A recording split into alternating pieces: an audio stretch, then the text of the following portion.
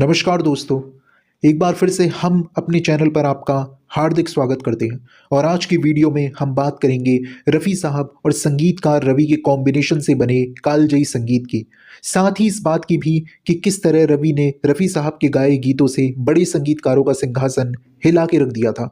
आज भी उनका संगीत अमर है और दशकों तक याद रखा जाएगा। रफ़ी साहब रवि की हमेशा पहली पसंद बने रहे। संगीतकार रवि का पूरा नाम रविशंकर शर्मा था। रवि को संगीत सीखने की प्रेरणा अपने पिता के गाए हुए भजनों को सुनकर मिली थी। संगीतकार रवि को रफ़ी साहब का पहली बार साथ मिला था फिल्म वचन में, जो आई थी 1955 में। फिर साल आया 1960 और फिल्म आई चौदहवीं का चांद।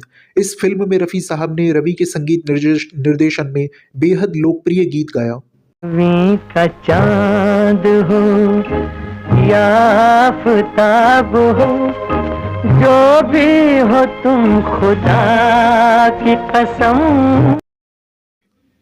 इस गीत में जिस तरह नायक नायिका के हुस्न की तुलना चांद से करता है, उसे बेहद खूबसूरती से रफ़ी साहब ने अपनी आवाज़ से व्यक्त किया है। जुल्फे हैं जैसे कांधों पे बादल, आंखें हैं जैसे महके प्यार। वहीदा रहमान की खूबसूरती तथा रफ़ी साहब की आवाज़ इस गीत को अमर कर देती है। मस्ती है जिसमें प्यार की तुम। जानकार बताते हैं कि इसी फिल्म ने रवि साहब को म्यूजिकल स्टार बना दिया था। गुरुदत्त को साउंड और लाइट के पिक्चराइजेशन का स्टार माना जाता है। यहाँ उनकी प्रतिभा साफ झलकती है। इस गीत का जादू दशकों के गुजर जाने के बाद भी बरकरार है। चांद हो या आफताब हो, जो भी हो तुम खुदा की कसम। इसके बाद रवि और रफ़ी साहब ने अपने संगीत का जादू बिखेरा 1961 में आई फिल्म घराना से। घराना फिल्म में मुख्य भूमिका में थे राजेंद्र कुमार, मनोज कुमार, आशा पारेख। इस फिल्म के दो गीत बेहद लोकप्रिय रहे, जब से तुम्हें देखा तथा हुस्न वाले तेरा जवाब नहीं। इस फिल्म के लिए रवि को बेस्ट म्यूजिक डायरेक्टर का फिल्म फेयर पुरस्कार भी मिला। जब से तुम्हें देखा है आंखों में तुम ही तुम हो, हम भी यही कहते हैं सांसों में तुम ही तुम हो। जब से तुम ही हुस्न वाले तेरा जवाब नहीं, कोई तुझसा नहीं हंस। तू है ऐसी कली जो गुलशन साथ अपने बहार लाई। इस फिल्म में एक भजन भी था जिसे रफ़ी साहब और आशा भोसले ने गाया था। यह भजन भी अत्यधिक लोकप्रिय हुआ था। जय रघुनंदन जय सिया राम, जय रघुनंदन। हे दुख भंजन तुम्हें प्रणाम, हे दुख भंजन। 1961 में ही राजेंद्र कुमार द्वारा अभिनीत एक और फिल्म आई प्यार का सागर, जो कि 1961 में ही आई थी। इसका एक गीत मुझे प्यार की ज़िंदगी देने वाली, यह गीत भी रफ़ी साहब ने गाया और उस दौर में जैसे इस गीत ने लोगों को मंत्रमुग्ध कर दिया। मुझे प्यार की जिंदगी भी गम न देना, खुशी देने वाला। फिर साल आया 1962 और शम्मी कपूर अभिनीत एक फिल्म आई जिसका नाम था चाइना टाउन। इस फिल्म में फिर रफ़ी और रवि के कॉम्बिनेशन ने धमाल मचाया। बार बार देखो हजार बार देखो कि देखने की चीज है हमारा दिल। काले हो काले हो। इस गीत के द्वारा रवि ने यह दिखाया कि वह सॉफ्ट क्लासिकल संगीत के साथ साथ पाश्चात्य संगीत में भी महारत रखते हैं। बार बार देखो हजार बार देखो कि देखने की चीज है हमारा दिल। फिर वर्ष 1964 में विश्वजीत अभिनीत एक फिल्म आई जिसका नाम था शहनाई। इस फिल्म में मुख्य भूमिका में थे विश्वजीत। इस फिल्म में फिर से रफ़ी साहब ने रवि के संगीत निर्देशन में अपनी आवाज़ का जादू बिखेरा। गीत के बोल थे ना झटको जुल्फ से पानी, न झटको जुल्फ से पानी, ये मोंगे तुम्हारा कुछ न बिगड़ेगा मगर। नायक जिस तरह से अपनी महबूबा के हुस्न की तारीफ करता है, उसे रफ़ी साहब ने अपनी आवाज़ में बेहद सॉफ्ट और मासूमियत के साथ उतारा है। ये भीगी रात, ये भीगा बदन, ये हुस्न। ये रवि के सॉफ्ट संगीत की एक और दिलकश मिसाल है। संगीतकार रवि ने अपने गीतों में सारंगी का बेहद खूबसूरत इस्तेमाल किया है। रवि के अतिरिक्त इतना अच्छा सारंगी का इस्तेमाल केवल संगीतकार रोशन ने किया है। सारंगी का बेहद खूबसूरत रूप हमें रवि के संगीत निर्देशन में 1965 में आई फिल्म काजल के 2 गीतों में देखने को मिलता है।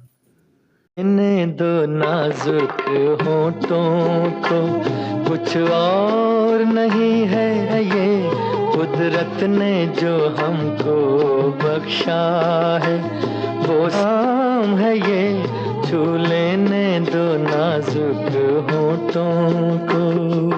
ये जुल्फ अगर खुल के बिखर जाए तो अच्छा इस रात की तकदीर। इन दोनों गीतों का नशा और असर आज भी लोगों के जहन में बरकरार है। वर्ष 1965 में ही एक फिल्म और आई जिसका नाम था खानदान। इसमें मुख्य भूमिका में थे सुनील दत्त तथा नूतन और प्राण। इसमें रफ़ी साहब ने रवि के संगीत निर्देशन में एक भजन बड़ी देर भई नंदलाला तथा एक डुएट लता मंगेशकर के साथ गाया, जिसके बोल थे नील गगन में उड़ते पंछी। नील गगन पर उड़ते बादल आ धूप छुपे हुए और चंचल पंछी जा जा जा, देख अभी है का बहता क्यारियों में ठंडा ठंडा पानी, झूम न ले कहीं। कि यह गीत इस फिल्म की सबसे कमजोर कड़ी है, लेकिन बाद में फिल्म रिलीज हुई तो यह गीत अत्यधिक लोकप्रिय हुआ। इस फिल्म का एक अन्य भजन बड़ी देर भई नंदलाला जब भी बजता है माहौल भक्ति से सराबोर हो जाता है। देर भई नंदलाला तेरी राह तके भिजवाला। संगीतकार रवि को संगीत की प्रेरणा भजनों से ही मिली थी, इसलिए भजनों से उनका एक खास जुड़ाव था जो हमें उनके भजनों में साफ देखने को मिलता है। फिर साल आया 1966 और मनोज कुमार अभिनीत एक फिल्म आई दो बदन। इस फिल्म में मुख्य भूमिका में मनोज कुमार के अतिरिक्त थे आशा पारेख, प्राण और सिमी ग्रेवाल। इस फिल्म के द्वारा संगीतकार रवि ने इस मिथक को तोड़ा कि वह केवल सॉफ्ट म्यूजिकल गीतों की ही रचना कर सकते हैं। इस फिल्म के संगीत से रवि ने दर्द भरे गीतों का जो तोहफा हमें दिया है वो नायाब है। दुनिया में आखिर दिल को समझाने का मोहब्बत हो गई जिनको, वो दीवार रहा गर्दिशों में हरदम।